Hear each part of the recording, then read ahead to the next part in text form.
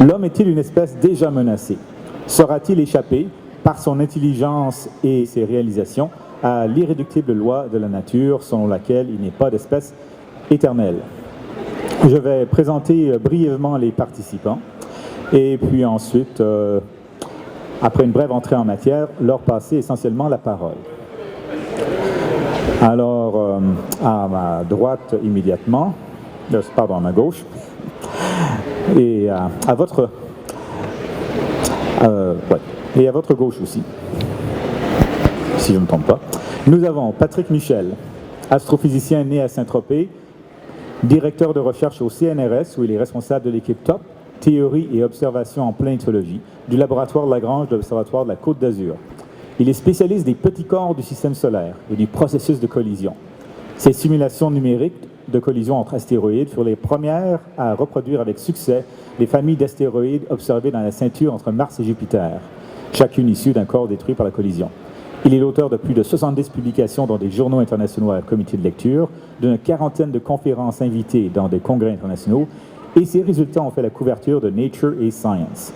Il co-dirige l'équipe scientifique de la mission spatiale Marco Polo R, de retour d'échantillons d'un astéroïde primitif, en cours d'étude à l'Agence spatiale européenne. Il est aussi membre des équipes scientifiques des missions Osiris-Rex de la NASA et Hayabusa 2 de l'Agence spatiale japonaise, dont les lancements sont prévus en 2016 et 2014 pour apporter des échantillons d'astéroïdes géocroiseurs. Il participe aussi à plusieurs projets de déflexion d'astéroïdes et est responsable du groupe de travail chargé des simulations numériques de déviation d'astéroïdes par impact dans le consortium européen NEOSHIELD, financé par la Commission européenne. Il ne craint pas la vulgarisation, ayant écrit sur ses travaux aussi bien dans la recherche que dans Ciel et Espace. L'astéroïde 7561 porte son nom en reconnaissance de ses travaux sur la dynamique des astéroïdes qui croisent la trajectoire de la Terre. Nous avons donc affaire à un corps céleste et pas seulement une présence humaine. Au centre de cet aréopage, nous avons Denis Bajram. Né aux portes de Paris en 1970, il dessine déjà de petits albums de BD à 8 ans. Après la fac de sciences, il étudie aux Beaux-Arts puis aux Arts déco de Paris. Parallèlement, il est très actif dans divers fanzines BD. En 1996, il publie chez Delcourt son premier album, Cryozone, sur un scénario de Kaito. En 1998, les éditions Soleil lui permettent de devenir auteur complet avec Universal War I.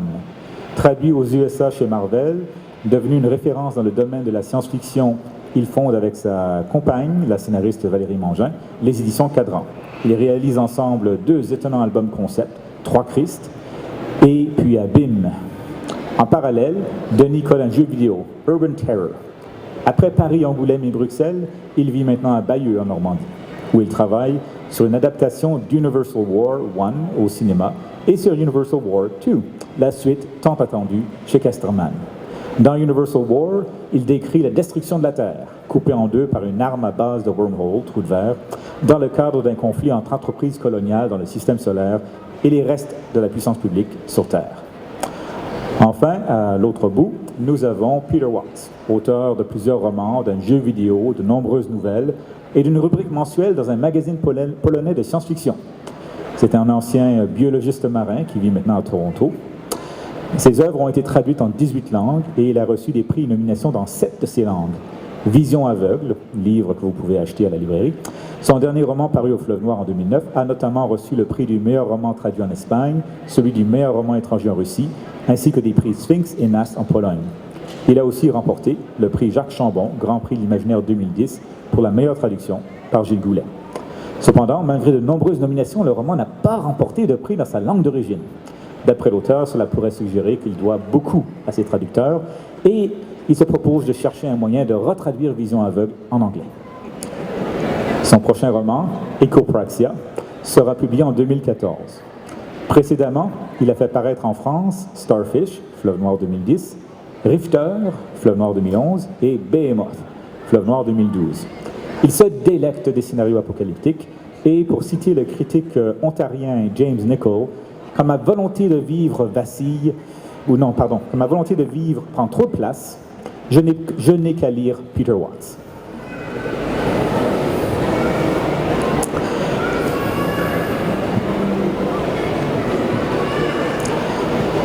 En guise d'entrée en matière aussi rapide que je peux le faire, je rappellerai que la durée de vie moyenne des espèces vivantes est parfois donnée comme étant de 10 millions d'années. Donc selon, quand on regarde les fossiles, quand on regarde l'apparition d'une nouvelle espèce et la disparition, on trouve à peu près une durée de 10 millions d'années.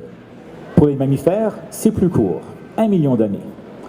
Si on considère l'espèce humaine, vieille de 200 000 ans environ, et dont nous connaissons à peine peut-être ou très approximativement le dernier quart de cette histoire, je me suis amusé à la résumer rapidement pour ceux qui voudraient se rafraîchir la mémoire. Cela ne donnerait que peut-être 800 000 années encore à vivre à l'espèce humaine. Je noterai aussi que certains biologistes considèrent que l'humanité est devenue une nouvelle force géologique, si ce n'est qu'au sens littéral du terme, dans la mesure où un géomorphologue de l'Université du Maine estimait que chaque année, les êtres humains déplacent une plus grande masse de composants de la croûte terrestre que tout autre facteur. 40 gigatonnes. Il faut penser à toutes les constructions de routes, les excavations de mines, les maisons dont on creuse les fondations, et ainsi de suite.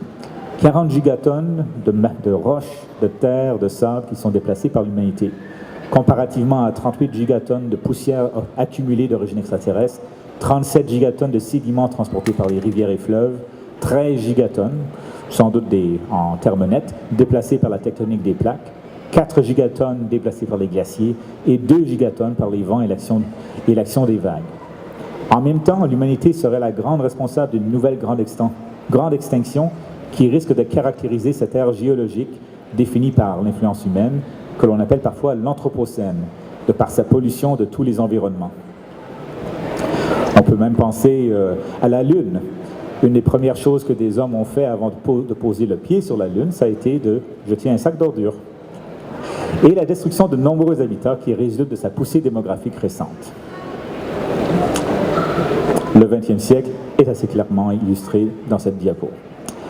En raison des décalages entre la destruction passée d'habitats divers et la disparition éventuelle des espèces menacées, on a évalué que jusqu'à 30% des animaux et des plantes pourraient disparaître d'ici 100 ans. Ce qui soulève une question à laquelle on répondra peut-être. Si l'humanité provoque des extinctions, ceci augmente-t-il ou réduit-il ses chances de survie à long terme? En adoptant une perspective plus large, on peut également s'interroger sur la pérennité de l'humanité, non comme espèce animale. Jusqu'à maintenant, j'ai comparé l'humanité à des espèces animales que l'on connaît, mais comme espèce intelligente. Pour ce faire, il faut se tourner vers le paradoxe de Fermi. Celui-ci se résume en quelques mots. Dans l'état de nos connaissances sur l'univers, nous croyons savoir que les conditions qui ont présidé à l'apparition de la vie sur Terre ont dû être répétées des milliers de fois dans notre seule galaxie. De plus, le temps de diffusion dans la galaxie d'une espèce intelligente ou de ses productions, les ondes radio comprises, se situe entre 100 000 ans et 900 millions d'années. Or, notre galaxie a au moins 10 milliards d'années, ce qui laisse amplement le temps à l'intelligence de s'y propager sous plusieurs formes depuis les débuts. Or, l'intelligence extraterrestre, et même certaines personnes diraient terrestre, semble absente de notre système solaire. D'où un paradoxe et une question, où sont-ils tous? Si nous sommes seuls dans l'univers, et plus particulièrement dans ce système solaire, cela laisserait supposer que la longévité des espèces intelligentes est réduite. Alors, je vais commencer par me tourner vers Denis et Peter pour leur poser la question, en tant qu'auteur, quelles sont quelques-unes des fins de l'humanité imaginées par la science-fiction que vous trouvez les plus plausibles, y compris dans votre propre fiction? Et je demanderai ensuite aux scientifiques, après, quelle est, selon lui, une des menaces, les menaces les plus réelles ou la plus réelle? Denis, Peter? This work? Yes. I would say probably in terms of the most plausible extinction scenario, it's going to have to involve something that replicates. We're going to be talking something, either a gray goose scenario, some kind of a nanoplague, or probably more likely just somebody manages to flip a couple of base pairs on anthrax and turn it into something that wipes everybody out. I'm a little less taken by some of the other. I've thought a fair amount over the course of my writing career on various ways the world could end. I have posited the civilization, at least, to be sort of driven into extinction by everything from space vampires to intelligent clouds to a kind of a hydrothermal rift organism that is based on pyranosal RNA and compromises our sulfur bond. So I do everything, I sort of cover the plausibility spectrum in terms of thinking about the ways that we could check out. But speaking again as a former scientist, I would probably have to put my money on some kind of a microbial accident, where we can hardly go a week or a month these days without some new and virulent kind of plague arising just as a function of natural selection generating new resistances to old solutions, old drugs. And it's probably only a matter of time before somebody gets in there and puts smallpox onto steroids or something, and that I think is going to be very, very difficult to stop. Maybe the closest science fiction analogy I could come up to would be Frank Herbert's White Plague, which I think came out in the 70s, maybe the early 80s. Over to you. Ce qui est amusant en SF, en fait, c'est qu'une des premières tentatives d'extinction de l'humanité qu'on voit dans la science-fiction, c'est la guerre des mondes, où les extraterrestres débarquent apparemment pour annihiler les humains, en tout cas leur piquer leur planète. Et en effet, c'est un virus finalement qui finit par tuer les extraterrestres eux-mêmes. Donc on rejoint ce qu'on vient de dire là, à part que c'était pas pour l'humanité ce coup-là. En SF, c'est très ambigu le rapport à la destruction des humains, parce que on peut peut-être dire pourquoi les auteurs le font. Déjà, c'est qu'en général, c'est le sentiment qu'on est menacé en tant qu'espèce qui nourrit la SF. Moi qui suis comme beaucoup d'auteurs de SF assez pessimistes, si j'ai fait une destruction de monde, c'est réellement évidemment dans l'idée d'essayer d'empêcher celle-ci d'arriver. Parce qu'il y a toujours cette envie, je pense, chez tous les auteurs de SF, de décrire une destruction de l'espèce humaine pour éviter que celle-ci arrive, ou en tout cas pour qu'on prenne toutes les précautions possibles pour qu'elle n'arrive pas. Donc on a vraiment ce problème-là en SF qui est vieux, aussi vieux que la SF. C'est une des grandes branches de la science-fiction. Dans mon cas précis, moi j'ai voulu parler d'une destruction d'ordre quasiment politique, en tout cas social, qui est une de celles dont on ne parle pas tant que ça en science-fiction, alors qu'elle a été là à un moment très fort dans la SF pendant la guerre froide. L'immense sentiment qu'on allait se nucléariser entre les deux côtés, dont le sommet dans la science-fiction au niveau grand public est la scène finale du premier film La planète des singes, où devant les restes de la statue de la liberté en morceaux, le dernier survivant quasiment des humains s'écrie « Ah, les cons, ils l'ont fait !» Voilà. On est vraiment là-dedans dans le prototype de l'ASF que moi je pratique, où la destruction de l'humain a clairement pour but d'essayer d'empêcher cette destruction.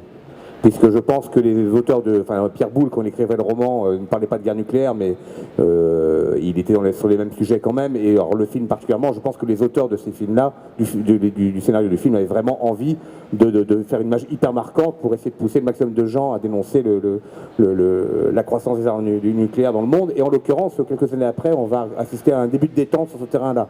Donc il y a vraiment une fonction comme ça sociale de la SF par rapport à la destruction. Elle est d'autant plus valable quand elle concerne des sujets que nous provoquons nous-mêmes. C'est vrai qu'on y viendra, mais la destruction par un phénomène stellaire est un peu moins prévisible et un peu moins facile à empêcher. Donc souvent la SF va parler de destruction provoquée par l'homme, sur l'homme. Et moi en l'occurrence j'ai décrit un moment de conflit où les entreprises privées qui ont conquis le système solaire se retrouvent en conflit avec ce qui reste de l'ONU en gros, qui a pris le contrôle de la Terre et de Mars.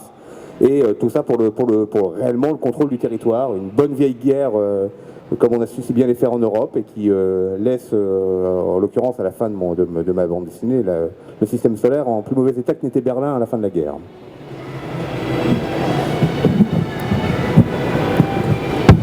Oui, bonsoir. Donc moi je ne vais pas vous parler de SF, quoique certains scénarios, même réalistes, inspirent parfois les films de science-fiction.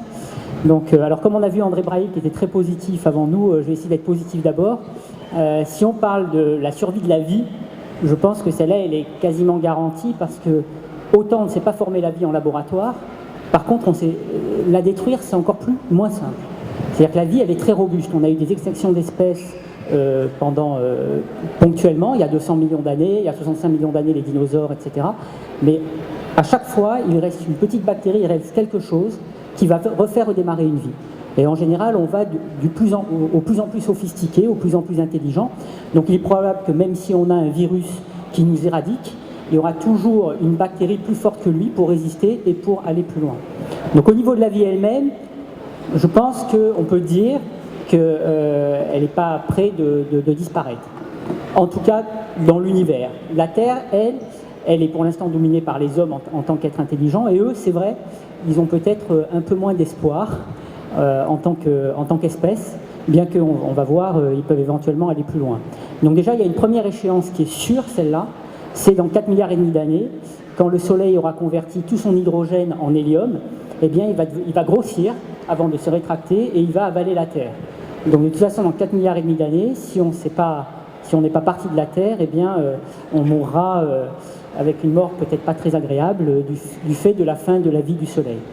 Alors avant ça, il y a d'autres échéances qui peuvent arriver. Donc d'abord, effectivement, il y a l'homme lui-même qui peut être une menace, puisque jusqu'à présent, toutes les découvertes scientifiques qu'on a faites ont eu comme première application une arme. Dans les années, au début du XXe siècle, on a découvert l'atome, et il n'a pas fallu quelques dizaines d'années pour qu'on mette en œuvre un projet de bombe atomique et qu'on l'utilise. Donc on produit une arme, on l'utilise. On a trouvé la poudre, on a fait le canon, on l'a utilisé. Donc quelle sera la prochaine arme que l'on pourra faire? Quelle sera la prochaine découverte, notamment en mécanique quantique, qui fera probablement on développera encore une arme et qu'on l'utilisera? C'est un petit peu ça le risque, et c'est d'ailleurs ce qui est utilisé par Fermi pour dire que peut-être que s'il y a des civilisations qui se sont développées avant nous dans d'autres systèmes solaires, et on pense que c'est probable, hein, il y a 200 milliards de galaxies dans l'univers et 200 milliards d'étoiles dans chacune des galaxies, donc la probabilité qu'il y ait une autre vie ailleurs quand même est assez grande, et il est possible que quand une civilisation a une technologie aussi puissante qu'elle peut la faire voyager très loin, eh bien elle l'utilise d'abord contre elle. Et donc à chaque fois, avant d'aller plus loin, elle est détruite. Bien sûr, sous réserve que tous les êtres vivants fonctionnent comme nous, ce qui n'est pas garanti. Donc après l'homme lui-même, il y a les risques naturels, tremblements de terre, etc. Mais à l'échelle du globe, c'est très difficile d'avoir un risque naturel terrestre qui peut éradiquer toute l'humanité. On peut avoir des risques ponctuels, on l'a vu, hein, les tsunamis, etc. Mais à l'échelle du globe, c'est plus compliqué. Alors il y a la menace céleste, effectivement. Et là, on sait qu'on a une population de petits corps qui sont des astéroïdes, qui sont entre Mars et Jupiter. Et on sait que régulièrement, ils rentrent en impact avec la Terre. On a à peu près 100 000 tonnes de matériaux par an qui rentrent dans l'atmosphère sous forme de poussière, bien sûr, ou alors de petits cailloux que l'on récolte. Mais de temps en temps, on a des corps beaucoup plus gros qui rentrent en collision avec la Terre et qui peuvent faire des dégâts régionaux, voire globaux. 10 km de diamètre, c'est la taille de l'objet qui a au moins contribué à éteindre les dinosaures. Et ça se produit tous les 100 millions d'années. Un objet de 1 km, c'est tous les 500 000 ans à 1 million d'années, et ça fait disparaître 25% des espèces vivantes.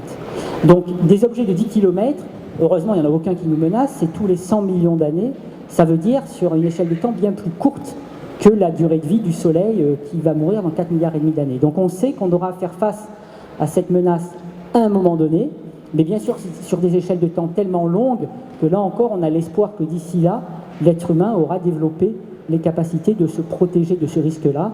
Et d'ailleurs, on y travaille déjà pour des corps beaucoup plus petits. Bon, la dernière menace que je dirais, je ne veux pas monopoliser la parole, c'est effectivement l'arrivée d'une bactérie sur Terre. Alors ça, c'est déjà un peu plus pour nous borderline en anglais, science-fiction, parce que même les météorites, quand elles arrivent dans l'atmosphère, elles brûlent tellement que tout matériau organique qui pourrait représenter un danger est cramé. Donc c'est pas le risque. Mais par contre, on pourrait envisager que lorsqu'on va faire un retour d'échantillons martiens, par exemple, même si on a toutes les protections, les mécanismes de protection planétaire mis en œuvre, dans un scénario un peu science-fiction, on pourrait envisager qu'on ramène une bactérie qui probablement sera nocive si elle est mise à jour, parce qu'on a les anticorps pour tout ce qui est sur la Terre, mais pas pour ce qui est amené vers l'espace. Donc ça, c'est un risque auquel je ne crois pas, bien sûr, mais on ne peut pas, en tous les cas, éliminer complètement si on veut faire un peu de science-fiction. Il y a plus de chances qu'on la fabrique nous-mêmes, cette bactérie. Alors ça vient dans le scénario où on développe des armes qu'on utilise contre nous. Effectivement, il n'y a pas que les bombes atomiques, etc. Il y a aussi les virus qui pourraient absolument produire ça. Et ayant fait le tour de certaines des menaces vraisemblables, car il y aura aussi une autre table ronde où on parlera, quand la nature contre-attaque, de toutes sortes d'autres cataclysmes potentiels. Si on se tournait aussi un peu vers les menaces les plus invraisemblables qui mettent fin à l'humanité dans la science-fiction ou ailleurs, et on peut peut-être donc faire appel de nouveau à nos auteurs. Qu'est-ce que vous avez vu passer comme scénario de la fin de l'humanité qui vous ont paru, disons, comme plus farfelus que certaines, comme hypothèse? Est-ce qu'il y a quelque chose qui vous vient à l'esprit? La plus farfelue que j'ai vue, c'était la mort de Dieu qui tombait dans l'océan et les gens s'entretuaient à cause de ça pour récupérer le cadavre et puis ils croyaient plus à rien. Enfin voilà. Donc dans le genre n'importe quoi, celle-là était pas mal. Je sais plus comment s'appelle ce roman. C'était de James Morrow. Voilà. Towing Jehovah en anglais. Bon. En français, je ne me souviens plus. Bon, je parlais des êtres humains tels qu'ils sont maintenant. Néanmoins, on revient un peu à la distinction que j'ai soulevée au début entre l'humanité espèce biologique et l'humanité comme espèce intelligente. On peut effectivement imaginer une humanité qui n'aurait pas une forme humanoïde, qui serait téléchargée sous forme numérique quelconque. Cependant, évidemment, tant que l'humanité est biologique ou que ses descendants informatiques, numériques restent sur Terre, certains des risques que nous avons évoqués resteraient. Et donc le départ de la Terre reste aussi quelque chose d'important. Denis? Moi j'ai un peu l'impression qu'on est... Si on a ce débat aujourd'hui, c'est aussi parce qu'on sent tous qu'on est dans un moment clé. C'est-à-dire qu'on a rempli la planète, qu'on est un peu en train de se comporter comme un nuage de criquets qui est en train de dévaster le champ, et on se demande si on va avoir les solutions, qu'elles soient dans le technologique, du voyage, biologique, pourquoi pas, un changement de support pour la vie, enfin dans l'absolu, si on aura ces solutions-là avant d'avoir totalement dévasté notre habitat. Et moi je fais partie des gens qui ont un peu l'impression que de l'accélération de la dévastation de ces dernières années, le fait qu'à la première crise économique, toutes les meilleures velléités écologiques se sont arrêtées du jour au lendemain un peu partout sur la planète, que je fais partie des gens qui pensent malheureusement qu'on est en train de... cette fenêtre de tir pour se sortir de la planète ou des blocages de notre forme biologique, enfin de tous ces genres de choses, va être tellement courte qu'on aura ravagé notre habitat avant. Et parfois, pour revenir sur le scénario des intelligences artificielles, j'ai parfois l'impression que la seule chose qui va avoir le temps d'éclore dans cette période-là va être les intelligences artificielles, qui, elles, seront capables de quitter notre planète à temps, si par hasard la biologie humaine, on ne parle pas du reste de la vie, elle continuera, arrivait à un désastre tel qu'on retournerait à l'âge des cavernes, on va dire. Voilà. Alors, il y a deux choses là-dessus, c'est que c'est vrai qu'on est très polluant. Une espèce vivante, elle est extrêmement polluante, et c'est d'ailleurs pour ça qu'on a ce problème de contamination. Quand un objet arrive sur Terre, une météorite, tout de suite, elle est contaminée par la Terre. Donc, dès qu'on a de la matière organique vivante, on contamine. Et c'est de la même manière quand on doit aller sur Mars, pour se garantir qu'on ne va pas contaminer le sol, ce sont des procédures extrêmement élevées. Donc on est polluant. On l'a vu avec les sondes Apollo qu'on laissait, on a des débris spatiaux dans l'espace de partout. On est des êtres qui, effectivement, polluons tout notre entourage. Fukushima, c'est quand même sidérant. Mais j'allais dire même sans technologie, c'est-à-dire le simple fait d'être, on pollue. Si moi je vais dans un désert sur Mars, vous me laissez, vous venez 10 ans après, vous trouverez des traces de vie à l'opposé sur Mars. C'est-à-dire que ça se répand extrêmement vite. On sait absolument quand il y a une vie quelque part sans avoir à être là où est la vie. On peut aller dans des déserts, on aura des traces de vie. Ça, c'est la pollution positive, si c'est la vie qui se transporte avec. Oui, mais on appelle quand même ça de la pollution, parce que finalement, ça fait des déchets aussi. Oui. Donc, mais c'est vrai. Et alors, la deuxième chose, c'est que l'intelligence artificielle, c'est sûr que dans les films à la Terminator, on voit des êtres extrêmement intelligents. Probablement, on avancera beaucoup là-dessus, parce que qui aurait dit, il y a même, quand on regardait Star Trek et qu'on voyait le Kirk avec Spock se parler par écran interposé, moi, quand j'étais gamin, je voyais ça, je rêvais, maintenant je fais ça, FaceTime, avec mes collaborateurs, depuis n'importe où, n'importe quelle chambre en Chine ou au Japon. Bon, donc on est incapable d'extrapoler. Mais c'est vrai que pour l'instant, il faut quand même savoir que même les plus gros ordinateurs, qui font des calculs en parallèle, qui reconstruisent l'univers, ils ont un âge mental de moins de 4 ans. Donc même... je veux dire, ça prend énormément de temps pour arriver à développer une intelligence, et encore ça sera une intelligence logique, parce que pour la rendre vraiment intelligente sur la base de l'intelligence humaine, il faudra, mais peut-être qu'on y arrivera, à y mettre aussi le caractère irrationnel de l'être humain qui en fait contribuent à cette intelligence. Par exemple, Mozart, il y a eu des ordinateurs qui ont été mis au service de la musique pour essayer de créer des morceaux musicaux. Et effectivement, ils font des morceaux, des analystes musicaux diront c'est des morceaux super logiques, mais ils n'ont pas l'imperfection qui fait que c'est beau. De la même manière, si vous faisiez des dessins de bande dessinée par un ordinateur, je ne suis pas sûr que ça serait aussi beau que ce que vous faites avec votre main. Et ça revient à la conversation tout à l'heure sur le fait que les IA ne se révolteraient pas parce que c'est une vision anthropomorphique en fait, c'est de penser qu'elles se comporteraient comme nous alors qu'elles seront très différentes. Mais en même temps, elles vont naître à notre contact, donc c'est très ambigu. Si elles ont l'apprentissage, si elles ont la capacité d'apprentissage d'un enfant de 4 ans, elles peuvent devenir un adulte de 20 ans. Donc là-dessus, c'est ce qu'on appelle la singularité en ce moment dans la Silicon Valley, qui est l'idée que dans 20-25 ans, on va arriver à un point où on ne sait pas ce qui va arriver.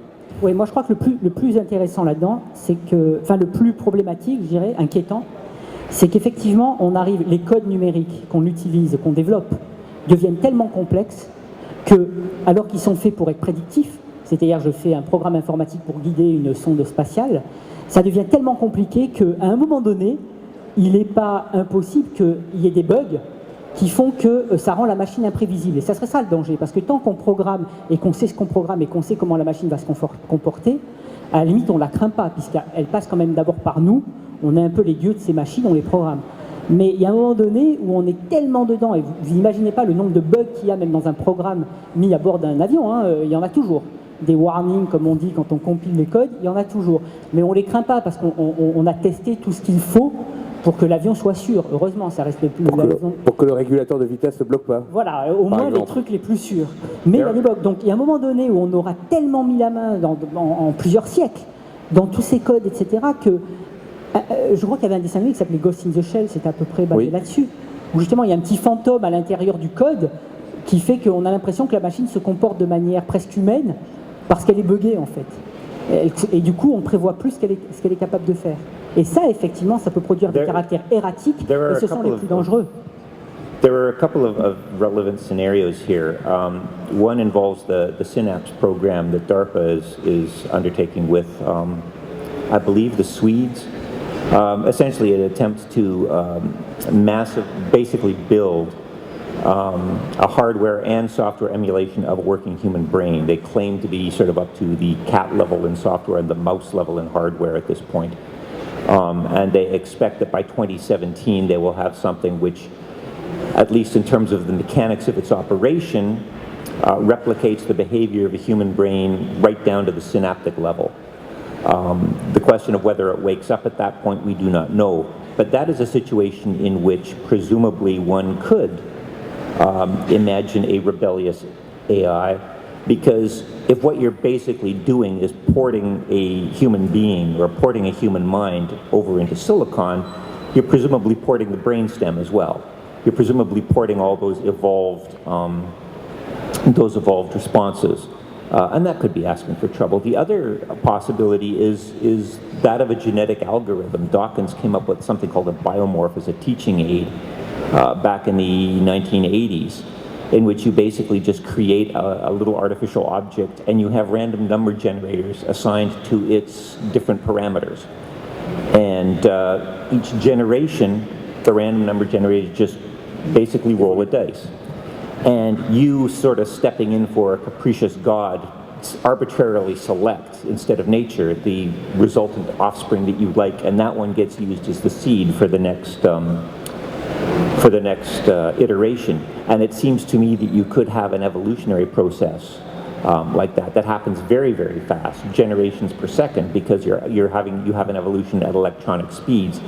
And the only thing that shapes that is what your criterion for success is. If the criterion for success is merely replicative success, then the internet is very rapidly going to get clogged with intelligent spam bots and essentially parasitic bits of software.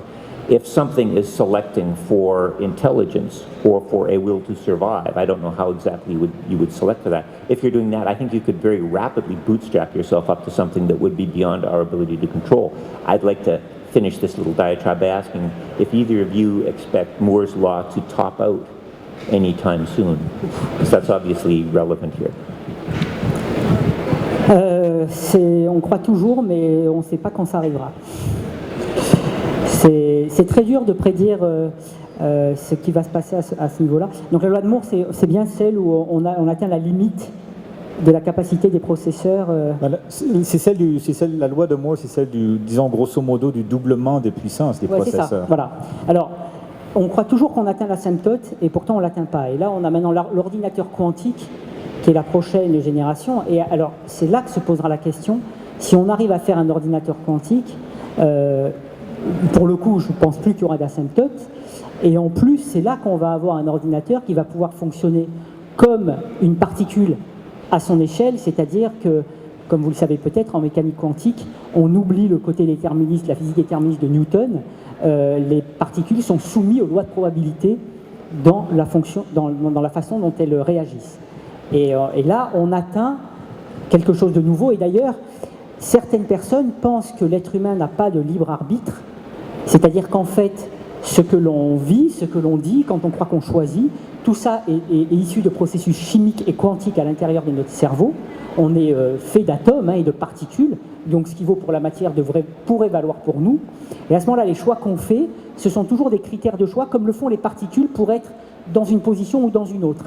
Le chat de Schrödinger, qui est un des pères de la mécanique quantique, avait imaginé cette expérience. Il disait, si je mets un choix dans une boîte, tant que je ne le regarde pas, il est à la fois mort et vivant. Et en fait, c'est le simple fait de le regarder qui va lui donner son état. Si on est vraiment régi par les mêmes lois, à ce moment-là, le jour où on arrive à faire un ordinateur quantique, il pourrait réagir comme nous. On pourrait imaginer ce scénario un peu science-fiction. Et à ce moment-là, on aurait des robots qui pourraient fonctionner comme des humains. Denis, une opinion sur la loi de Moore? Simplement, moi je ne lis que ce que je vois, et l'université de la singularité qui a été lancée par Google donne des tonnes d'informations là-dessus, et eux ils parlent de 25 ans. Alors est-ce que ce sont des milliardaires fous qui voient trop vite, ou est-ce que c'est des gens qui voient très bien que l'explosion des puissances de calcul à leur disponibilité, puisque ces gens ont des data centers qui maintenant commencent à consommer des pourcentages de l'électricité fabriquée par l'homme. Peut-être que ces gens pensent tout bêtement, peut-être même qu'ils sont déjà en train d'observer des comportements erratiques à ce niveau-là, qui leur permettent de penser que ça va même apparaître tout seul. Parce qu'on n'est pas totalement à l'abri que cette masse de calcul buggée, parce qu'elle est buggée, tout est buggé. Alors moi je fais du développement logiciel, j'utilise des outils comme ça, ouais. Peut-être. Oui. Voilà. Donc là c'est peut-être le pire. Après on a souvent quand même les gens qui inventent un trou noir dans leur salon, ou dans leur labo, qui a quand même réussi ces derniers temps à faire tourner beaucoup Internet, puisque plein de gens étaient persuadés que le nouvel accélérateur du CERN serait capable d'ouvrir un trou noir et qui engloutirait un micro-trou noir. Alors déjà la notion est intéressante, qui engloutirait la Terre immédiatement. Mais il a quand même fallu, je crois, au CERN mettre quelques équipes dessus pour vraiment que ça arrête de tourner sur Internet.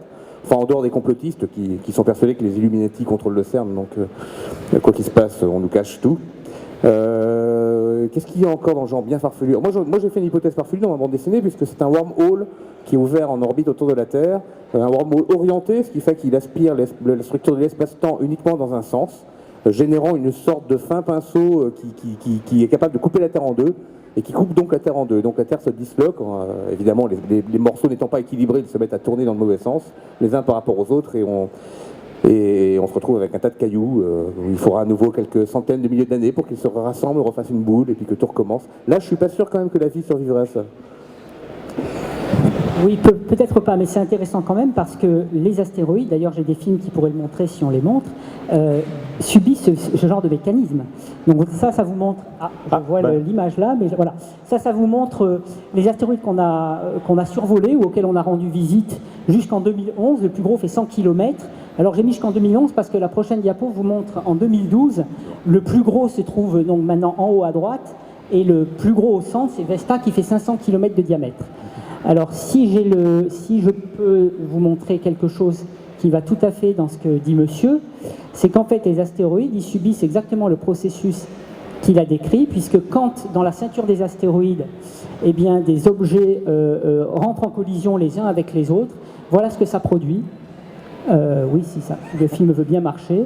Voilà, ça produit en fait des petits fragments de quelques centaines de mètres de diamètre qui sont en verre, qui se dispersent. et sous l'effet de leur propre attraction, eh bien, ils se réaccumulent et ils forment des agrégats. Et dans cette simulation, qui est issue d'un calcul mathématique, je dis ça pour les jeunes, vous voyez, en faisant des maths et de la physique, vous faites des beaux films qui refont des astéroïdes. C'est des calculs qui ont pris 6 mois sur des ordinateurs avec 128 processeurs. Eh bien, on voit on forme exactement certaines formes d'astéroïdes observés. Donc finalement, même dans la science-fiction, parfois, on envisage des choses. Effectivement, si la Terre, et c'est d'ailleurs la Lune a été formée comme ça, la Lune a été formée par l'impact d'un corps de la taille de Mars qui a tapé dans la Terre et ça a formé un disque de débris qui s'est réaccumulé et qui a formé la Lune. Ce qui est exactement ce que vous décriviez. Bon, alors le mécanisme pour détruire la Terre, ça reste de la science-fiction. Mais le résultat est tout à fait cohérent avec notre compréhension maintenant de la façon dont les corps se détruisent, se réagrègent pour former des agrégats qui nous survolent. Après, il y a tous les grands cataclysmes, le sursaut gamma à proximité, par exemple, le trou noir errant, aussi, on nous parle de tout ce genre de choses, bon, qui nous menacent quand même sans doute pas beaucoup. Mais Il y a eu un film d'Hollywood que j'ai vu là-dessus. On m'a appelé un soir pour me dire « Patrick, si tu es chez toi, allume la télé, il y a un film qui parle des astéroïdes. » J'ai dit « Ah bon ?» Et en fait, non, c'est une étoile à neutrons qui vient près de la Terre, et c'est quand même un film. Quelqu'un a payé pour faire un film là-dessus. Bon. Peter? Well, I got nothing to compete with that. In terms of the obvious, most unlikely, other than I really like the idea of a time-space laser. I was thinking more of a bandsaw or a chainsaw, you know. It's actually, I think that was, and the idea of a tame black hole being used for universal annihilation was also the kernel of an episode of The Simpsons. I don't know if you guys get The Simpsons over here. It was a Treehouse of Horror episode. But I think the most obvious, popular, unlikely end of the world scenario probably has to do with alien invasion. It's a very cool idea to play around with, and I've sort of poked at it myself a little bit, but it is basically predicated on the idea that something that has the resource base and the technological sophistication to travel en masse from, at interstellar distances is also going to find something on Earth that it really can't get cheaper somewhere else. Water? Water has frequently been cited, but if you're smart enough to build a spaceship to get you from Bernard Star, you're probably smart enough to notice those comets on the way in too. And you don't have to haul that stuff out from a massive planetary-sized gravity well. One of the scenarios that seems to actually be getting a fair bit of airplay in the popular news cycle and so on, which is also fairly science fiction, was the whole Skynet scenario.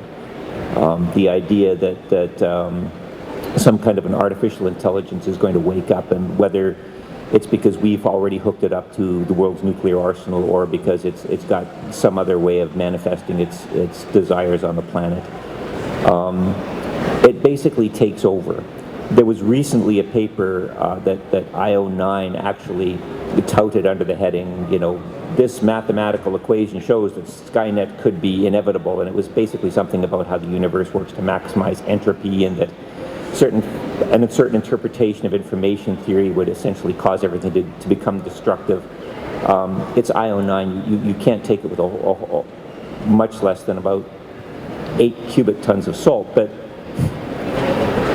the primary scenario always seems to be that the AI rebels, or the AI resents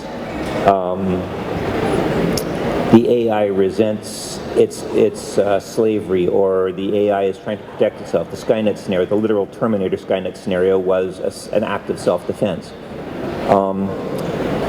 And all of these things imply agendas which arise, at least in organic life, from evolved structures. You've got a limbic system, you've got a brainstem, you've got an amygdala that makes you feel hungry and scared.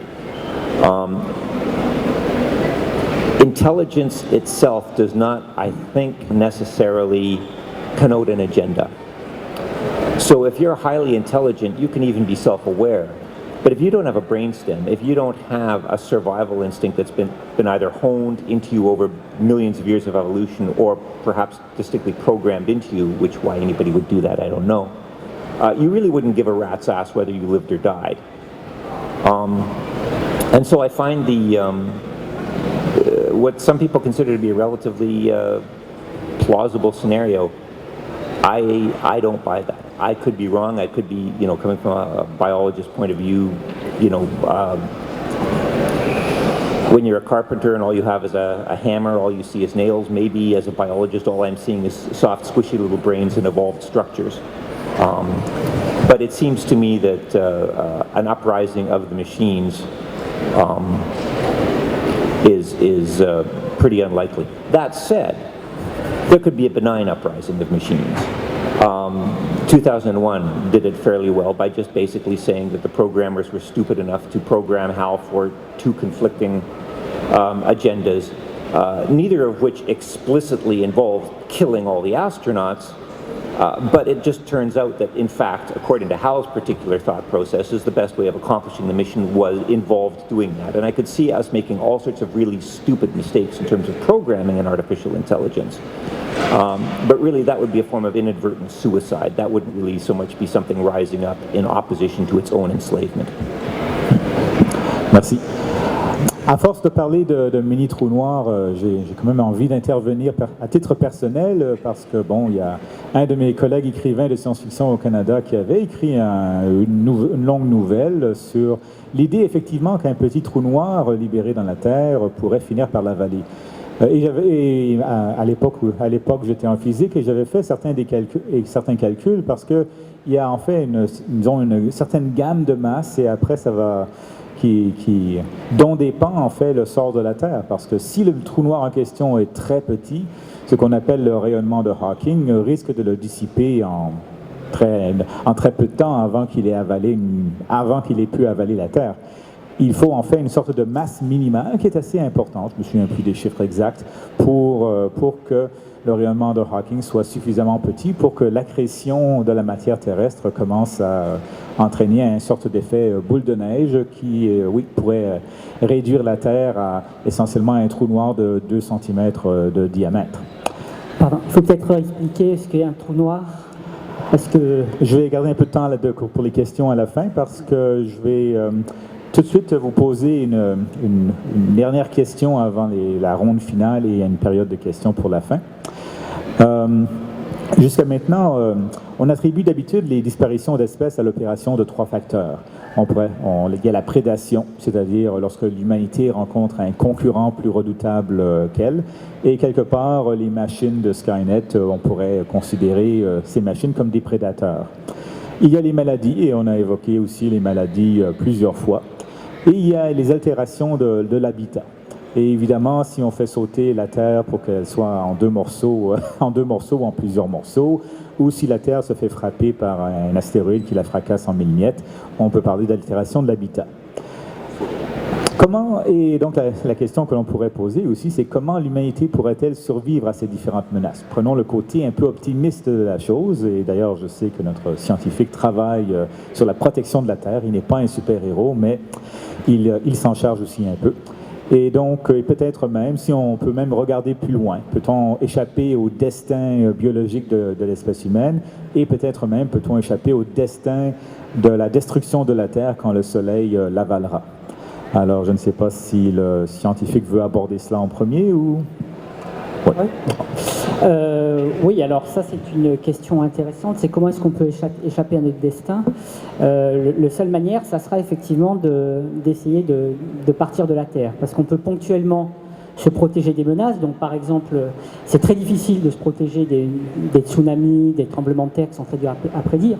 Pour des astéroïdes, on pourrait faire l'inventaire et puis ensuite envoyer une sonde par exemple pour faire un impact pour le dévier. Alors, hors de question d'envoyer Bruce Willis, d'abord il est trop cher, et puis en plus, ce qui est fascinant dans les astéroïdes, c'est qu'ils sont tout petits, donc ils n'ont pas de gravité.